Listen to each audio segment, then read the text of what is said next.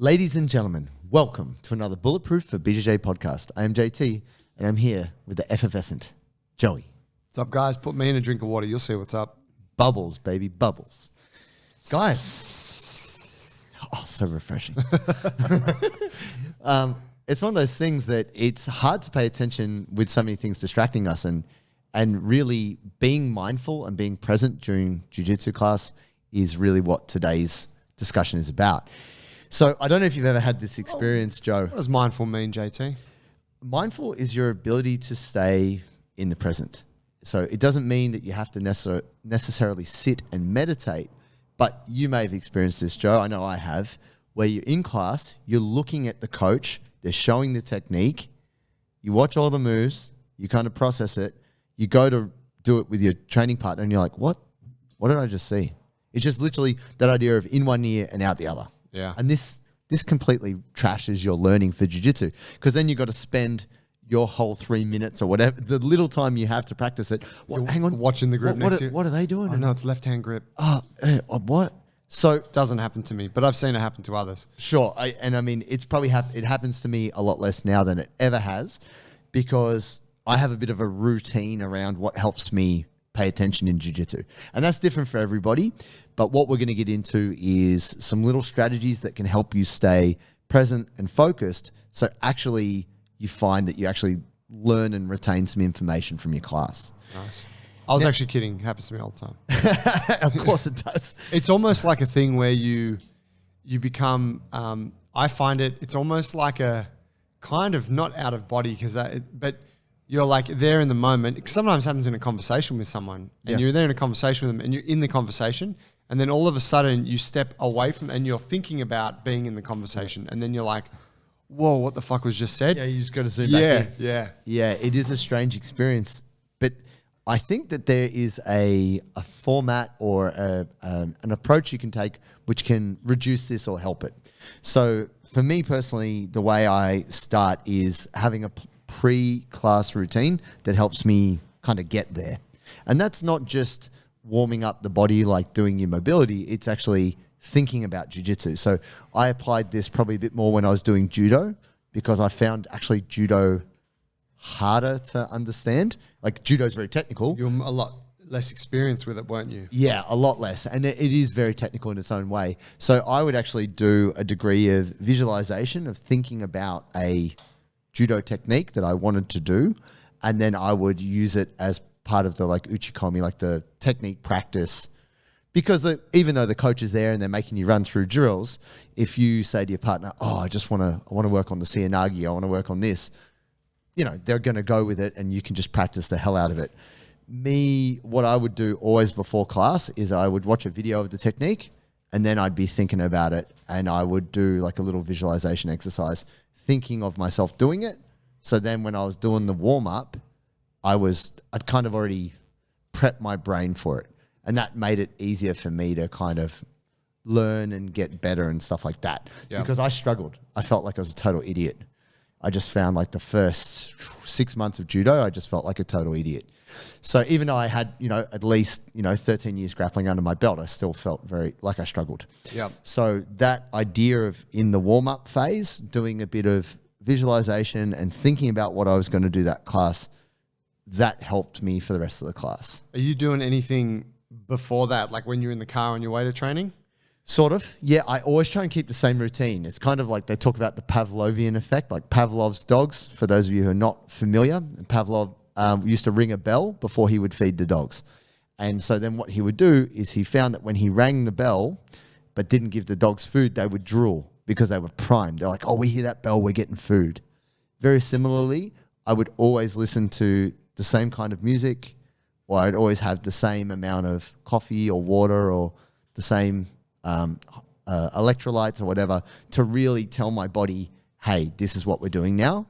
So I was very kind of programmed. So you rock up at the gym and you've just full Pavlovian fucking rabid dog, like just ready to grapple. Go. Yeah. Let's go. Similar, maybe calmer. But it's like, dude, it's 6 a.m. beginner judo. Dribble. They're like, what's wrong with you? It's a pre-workout, bro. But no, I have found that just giving yourself a routine is one of the best things to focus. Because like even yourself, Joe, you've mentioned before, coming from a full day of work, it's kind of, it can be hard to switch gears, right? Yeah. So do you find there's anything you do that helps you kind of get a little bit more dialed in? Yeah, I'll usually fuck around on Instagram for like 30 minutes longer than I need to so that I get to training sort of 20 minutes late. And then I roll in pretty stressed, underprepared, and just fucking go with whatever's in front of me. Perfect. Yeah. Sounds like the formula for success. That's, that in a way speaks to maybe what the majority of my jiu-jitsu life has looked like. Sure. Not intentionally being late, that was a joke, but generally just not putting much thought towards it, right? Just showing up to fucking bang with you cunts. But these days, I'm much more aware of it, right? And I've been trying to find a way that works for me. I probably don't have such a routine pre-training, although visualizing and actually just thinking about what I want to work on that day before I get to the gym, that's been quite a new thing for me, and it's been very impactful. And in the past, I would sometimes try to do that, but I hadn't actually had anywhere where I had worked on a specific technique or identified something I needed to work on. So that sort of idea of visualizing the thing was like, well, what the fuck do I visualize? What am I looking at? Yeah. Whereas these days, I've been doing some drilling on Fridays, and I use whatever I worked on Friday. It's like going into the next week. That's what I want to work on again. Nice. Yeah. And so that format has helped to give me something that I can sort of focus on walking into the session, which has been great. Yeah. What I do when I'm visualizing actually is I watch a video probably 10 times of a famous person, whether it's judo or jiu-jitsu, do a move, and then I imagine myself being that person. Or like, you know how they do meme cutouts where they paste someone's face on someone else's? Yeah. That's what I do. I just get my head and put it on Rodolfo Vieira's body. And I'm like, all right, channel the power beast of Rodolfo Vieira. And you do it you watch it like 10 times. I'll watch it 30 times. Holy shit. I'll watch it until I know it just, I don't have to look at it anymore. And then How long's the clip? probably 15, 20 seconds. And I just watch it over right. over and over again until I feel like Over and over. I can't, I cannot watch it. And then it's just in my brain. And then I literally, when I'm rolling, I try and imagine doing it. Did anyone get that reference? No. Jules definitely didn't get it. No. We'll see if someone on one of the. All right, see if you get it. It's White Man Can't Jump. White man can't jump. White man can't roll. But wow, dude. So you'll do that. That's in the car, or that happens at home? Usually it's before I jump in the car. Right. It's the priming, and then when I'm in the car, then I'm going through the routine with the drinking and the coffee and the whatever and the music and getting in the zone. But I mean, for those of you out there who are like, dude, I've just come from work. I had to cycle. I got my kid in the car. My kid spewed on me. I can't be doing this visualization bullshit. Like, what am I going to do? I think what can be really helpful is when you're warming up to think about what you're trying to do that class. Like we've talked about it before with the idea of intention. Mm-hmm. Bringing the idea of what you're trying to achieve that day, regardless of the class, because the class is the class. You know, the coach is showing De La Riva or the coach is showing whatever it might be. Some fucking shit that you're not going to pay attention to. Basically. Possibly not. You're just going to stare blankly at them and you're like, I'm doing double legs. But bringing intention and reminding yourself of what that is, I think can be very helpful. Yeah, agreed. Just on that, I think, like for those people who are like super busy and like, man, the idea of me prepping and before the class is just like not going to happen. That's more in line with the jiu-jitsu person that I've been for a long time, which you've probably detected by now. I find what can be a benefit there is just focusing on what we're actually doing in the class. Yes. So sometimes I'll show up and like I don't have a technique, but in my mind I'm like, whatever we're doing tonight, I'm going to try and I'm going to focus on that. And when I roll, I'm going to focus on that. Yeah. Versus I'll do the drills for 15, 20 minutes. And then when we roll, I'm just doing whatever. Whatever, yeah. Yeah. And I find like at a very minimum, bringing intention to what's being dished out to you is a great starting point. Definitely. And depending on what gym you're at, there might be a theme for that week, right? So you might know what you're coming into. Yeah. For a lot of us, that's not necessarily the case. You come in, the lucky dip. Yeah, you're going to get whatever you get. Sometimes it's awesome, sometimes maybe not. But I think definitely that's the next step. is the attention piece in class, because I've had that where, I not so much myself, but my training partner's been like, well, what are we doing? Because they would just kind of staring off into space. And, I get it. If it's the end of the day, it's a night class, people get tired, people get distracted. I believe that the mindfulness, like what mindfulness is just being present. So I try not to get too comfortable when I'm watching the technique, because then I relax too much and my mind wanders. Like I get very distracted. I think I'm possibly undiagnosed ADHD, but I try to put I'm prepared to give that diagnosis. Dr. Joey will approve that diagnosis. But I try to sit or move myself so I can't stay there. So you know how we have like bent Caesar position or a position where I'm like, I'm a bit uncomfortable. That little bit of discomfort stops me from relaxing too much. If I sit in a relaxed position, I start to kind of, I could have a nap right now. Right, yeah. Caffeine's wearing off. I'm kind of warm and just fall asleep. That's no good. So I always try to stand, be active in looking at the technique. I always make sure I walk around to the side. You know how sometimes a coach is showing technique and people are sitting on the offside and you're like, you can't see what the fuck they're showing. Like, why are you even bothering? Like, go to where the technique is. I try to be an active participant when techniques are being demonstrated. Yeah. And asking questions is a big part of that, right? It is, yeah. When you're the person that never asks questions, and then you look at those motherfuckers that always ask questions. Yeah. Those motherfuckers are the ones that are actually thinking about it and considering it and visualizing and it. Getting better. Yeah. Even though they're annoying. Unless they're the person that uses the question asking as a way to mask the fact that they've paid zero attention. Just on that, what happens if the other guy puts his leg here? And it's like you're trying to get the participation award even though you just were flaking out for 10 minutes. No attention at all. What do you think of the carnivore diet, coach? Yeah. We're doing De La Riva. Shut up. No one cares. Don't ask me dietary advice. I had a student ask me that once. I said, is there any more questions? And Tommy was like, what do you think about the carnivore diet? I was like, Jiu-Jitsu questions, bro. He just wanted to fire you up. He's like, watch these guys, I'm going to poke the bear. Don't do it, Tommy. You and me are next. So I think being an active participant is key. Sitting there and switching off is the worst thing you can do, even though it's easy. Yeah. Especially if it's the end of the day and you're doing that. The next thing is making sure, like this is what I do. I choose one thing to pay attention to. If I haven't brought an agenda, if I haven't brought a skill or something I'm working on, I try to think about like, what's the key takeaway? And I will actually ask that, even if it's Adam, not even if, but like if I'm talking with Adam, it's Adam's class at Vantage. I'll say, so what's the key takeaway? He'll say all these different details, but what's the number one thing I need to remember here, Adam? And he'll say, you must do this. Right. And don't let the knee line get cleared, or don't let the arm get to this point. Yeah. And then I'm like, right. And I grab that and I just keep that as a little mantra in my head. Great question. I just say it to myself over and over again. And I notice that with like when I listen to other podcasts, they might be talking for 3 hours, garbling on. And I'm like, what's the key takeaway here?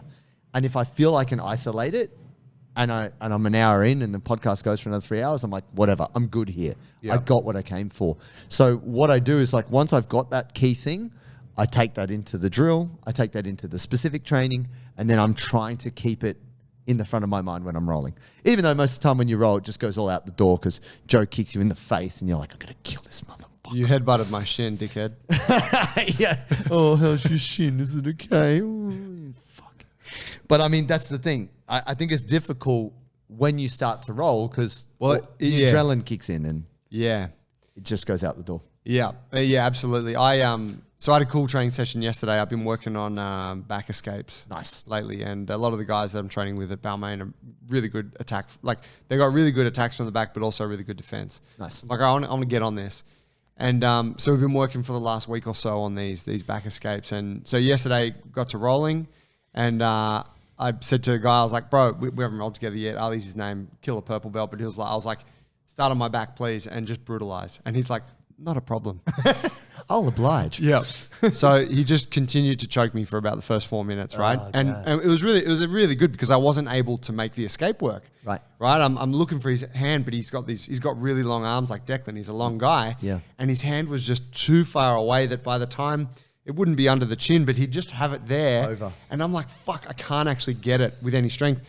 The few times that I would get it, he was already feeding the other hand through, right? Switching the choking arm. Yeah.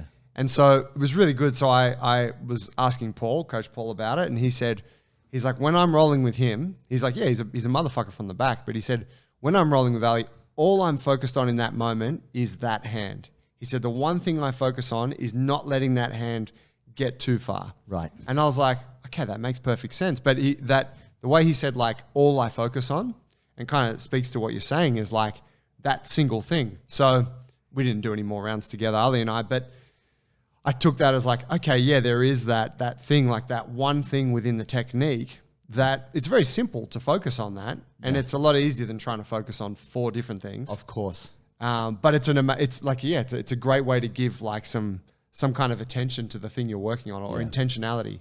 Definitely. And look, some people say, oh, I like to multitask. The science has shown, the science of attention over the years, is that multitasking is just doing a lot of things kind of shit. Really, the idea of, this is just a language thing, but I'll share this with you. Priorities is, it's a fallacy. Priority comes from the word priorite, which means like a single thing, one thing.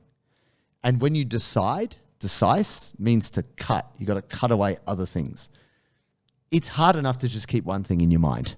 But if you're like, oh, but where's my foot? And did I frame? And you just need to pay attention to one thing. So in terms of being mindful, staying present, not freaking out because someone's choking your face or giving you a body triangle of death. Like I rolled with Declan Moody, shout out, last Friday. He's got a killer body triangle. His legs are so long. Yeah. He doesn't even need to try, and he can I bet a lot of people wouldn't be able to get a triangle around your trunk, I'm guessing. No, not my thickness, but with those legs, he's good. No problem. Getting out of a body nice triangle is so tough.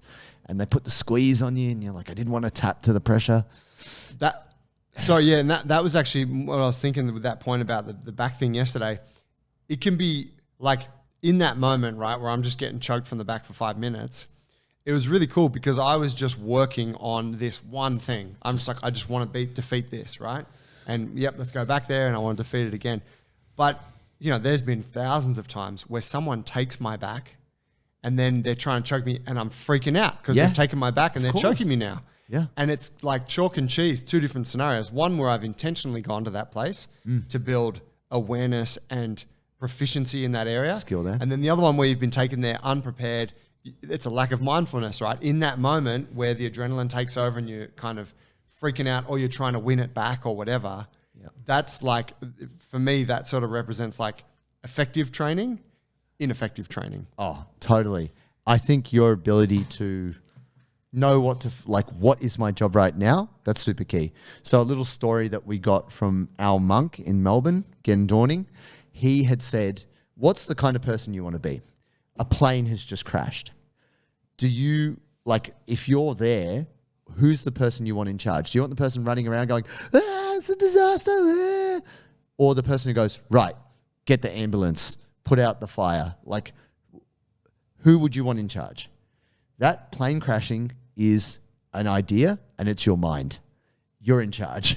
Do you want to be the person running around freaking out about this idea in your mind, or do you want to be the person who's in control and making decisions? Because what he would always say is, now what? Okay, something bad happened.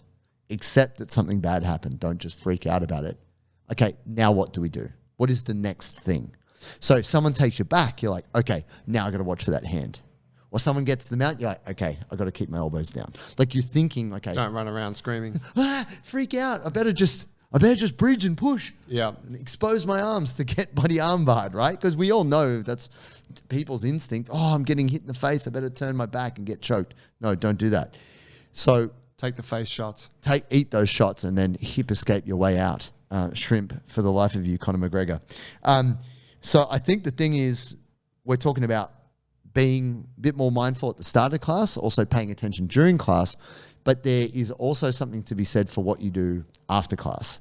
And we've talked about this before, relevant to being calmer and doing a certain amount of breathing or breath work to help bring the nervous system back down. Yep. Because yes, this is good for your recovery, so it helps your body bounce back, but it's also good for bringing the stress levels down, right, Joe? Absolutely. Yeah. So, I mean, it's good for learning retention, recovery piece, but learning retention, clarity of thought, like all those things. It's, it's a highly stressful environment that you're in when you're on the mats. And so if you're just kind of wrapping up after a bunch of intense rolls, sitting there for a minute, sucking on some water and then kind of walking out of the gym, you're still in that state for a long time. It's not really the most effective state for you to be in to maximize your learning in that session or maximize your recovery as you go home and, move on to the next day. And one of the hardest things about the post-jits is the unclosed loops, which could be like the lack of closure when you get tapped multiple times and you're just running it back. Like you're tapped on that last round in the dying seconds. Yeah, you get tired, you try and stall and they take you down, take you back. You're like, oh, God, it's 90 seconds, come on. And it just plays out. There's so many jiu-jitsu memes of, the guy rolled over in bed looking off into space and the woman going, I wonder, is he thinking about another woman? He's like, how do I pass the guard? It haunts us, right? Because jiu-jitsu is stimulating. It's awesome. But if you do not calm down your nervous system and also run it back through your head or ask your coach maybe, I think being at the end of class, coach hangs out. It could be worthwhile once you've been able to kind of bring yourself down to a good level through doing some breath work, doing some stretches, to say to your coach, just before you go, this person did this thing to me. Could you give me a little bit of feedback? 30 seconds. Yeah. And I like that immediately. Straight away. Yeah, like before I cool down. Oh, okay. Like, coach, I caught in this tonight. What am I doing? What do I do? Yeah. Or with the person that caught you in it. Bro, put me in that position again. Let me just try and what's going on here? Yeah. For me, it's often I'm not a hyper aware person when I'm rolling. I'm trying to develop it, but I'll roll with someone and shit will happen and I'm getting better at it, but I'll still look back and be like, how the fuck did we end up there? I know a lot of people like you, like Adam, you're like, oh, well, that was because you did this and so I did that and then we ended up here, and like almost like a picture replay of the whole roll. Yeah. But I find that's really beneficial, and then I'll go, okay, cool, the loop has been closed. Yeah. I know where I went wrong. Now I'll do the cool down thing. Because you can kind of let it go then, right? Yeah. But if you don't, if it's unresolved, then your brain is also running it back like, yo, what's wrong? Like, also the meme of like, I remember I'm going to bed now, and then the brain goes, your jiu-jitsu sucks. You're a little bitch. All night. Oh my God. I remember Ads doing that once when I caught him in a far side armbar and he was like, fuck. And then he's like, put me in it again. And I was like, all right. And I put him in it again and got it again. And he's like, put me in it again. And I'm like, fuck. And it was a few times. Was that his bad elbow? Yeah, like it was all bad, and he was just like, don't fucking go easy, put it on. And I'm like, shit, man, this is really making me uncomfortable.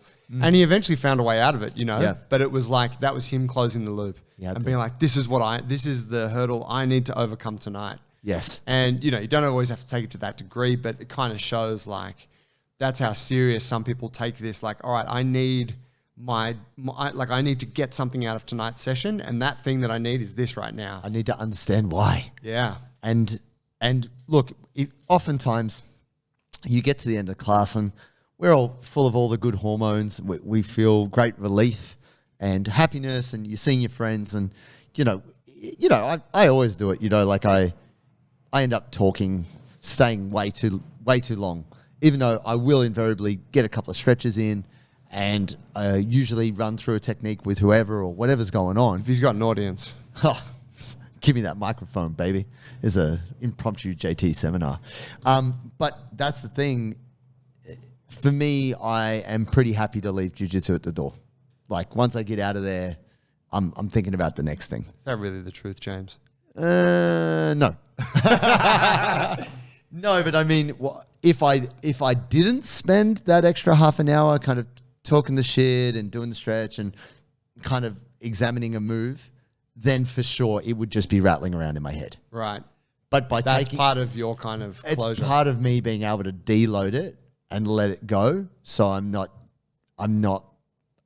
tortured by it. Yeah. And I get pretty obsessive on things, so especially if I have a not very good night, that eats me. And it's not so much the technique, it's the like my mistakes. Fuck, what did I do wrong? How do I fix it? Because at that moment you can't fix it.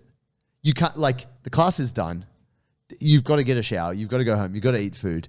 there's nothing you can do at that point in time. Like it's the point of diminishing return.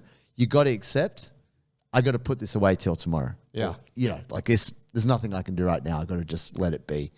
And I think that is part of, and this is part of the mindfulness piece, is the acceptance. Like, okay, what's done is done. I got to move to the next thing. That it is hard for me to say. You're a little bitch. Try not to take that into your next endeavor. Sort of. Try not to repeat your mistakes. But I mean, in terms of... I mean, I once heard a weightlifting coach say that, what did he say? It was like 1 out of every 5 weightlifting sessions you do, although like 1 in 8 will be a good one. Right. He's like, there's going to be a lot of bad ones. There's plenty of bad ones, and that's where you're growing, you know. And I think it's the case with jits that, yeah, you're going to have plenty of sessions, plenty of open loops, plenty of shit performances, you know. And I think kind of what I'm getting from your story there is that, like, you know, it's part of the process. You need to have something that allows you to be okay with that. So even if you're not, like, you know, I'm not trying to put guilt on anyone who maybe does a session and is like, well, what the fuck did I take away from that? That was just a shit session. It's a good session for you to go through. But if you can kind of know what helps to sort of get you centered and more or less calm mentally at the end of it, that's a really valuable thing to have. There's actually, and failure is a really important part of motivation. If you succeed too much at something, it's too easy. You're not actually engaged in the game. You don't want to necessarily play it. It's too easy. Yeah. But, you know, there is great value in sucking, because you're like, man, I'm sick of sucking. Like, I'm going to work harder. I'm more motivated. I'm going to, you know, and obviously being jiu-jitsu people, you know, we keep trying, we keep showing up. We're determined people. That's what it takes. That's a key trait of any successful jiu-jitsu person, to go through the journey. But that said, if you want the journey to be better, being clear in the way you think and being able to pay attention is super key. So, as much as I do like to watch clips of jiu-jitsu, people rolling, technique, stuff like that, I have found the amount of time I spend on my phone makes my attention worse. I get way more distracted. I'm more likely to talk to someone or be like, yo, did you see what that Joey guy said on the Bulletproof podcast? I can't believe it. And then we'll talk about that for a long time. So, I have said this recently to my partner, I go look at my phone less. Like, it's distracting and it makes my brain more distracted. So in terms of my ability to pay attention in a jiu-jitsu class, I actually prefer to now not look at my phone too much before class. Right. Because it actually makes me more distracted. Fries your brain a bit. Yeah, I find myself a bit cooked mentally, and then I don't have bandwidth to actually pay attention. Another thing about attention, guys, and being mindful is having enough fuel, because basically attention requires blood sugar, like your ability. And this is part of the reason why students tend to eat a lot of junk food. If you're sitting there and you're learning, like if you're a student and you're studying all day, it's a lot of blood glucose. You're just burning fuel. It's just brain. It's not physical. But what this can do is you might have felt like, oh, my body feels fine, but I feel fried mentally. Or you've had very stressful meetings, or, you know, like emotionally stressful stuff with family. And you get to the end of the day and you think, oh, physically I'm fine, but I'm flat. And, you know, I'm just, you know, it's just like beep, flat line. Yeah. Brain's not working. So I think the other thing is, it doesn't matter what time of day you train, whether it be early morning, lunchtime, night class, having enough fuel in the tank also helps you pay attention. And I will comfortably say, as someone who hasn't had coffee for almost 10 days now. Brother. Yeah. A round of applause Crazy. for the people. It's crazy though. It's easier to be focused, actually. I used to think caffeine helped me focus, but actually that's not the case. How interesting. Yeah, it's kind of weird. But I remember I first kind of heard that from a guy I know.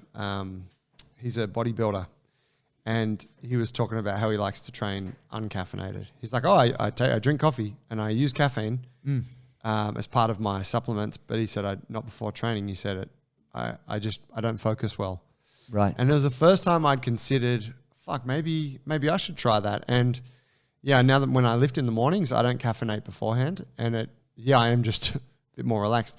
I think obviously, like if I was rolling into a session and I was really tired and underslept, I'm going to take the caffeine. Sure. Because the energy is probably the first thing you need to have. Yes, of course. Potentially then, concentration could be considered like a luxury. Sure. That's needed on top of energy, right? Just to get there, yeah. But yeah, that's very interesting, right? Because, your potential routine there where you're saying like you would always caffeinate and stuff was actually maybe making it a bit harder for you. I believe so. And now, having not had coffee for this kind of extended period of time, I'm just going to run it.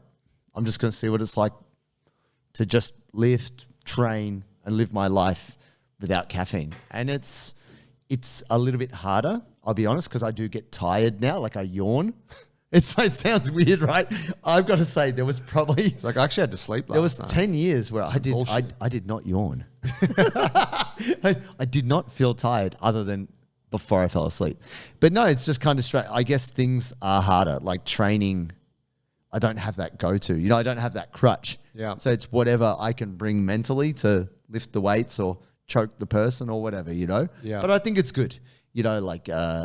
Not that I think Jocko is the best balanced person, but he doesn't take any caffeine. He has this hibiscus tea or something that he drinks because he doesn't want to be reliant on anything. Yeah. He doesn't want any mental crutches. He wants to know that he can get up and do the thing, just him.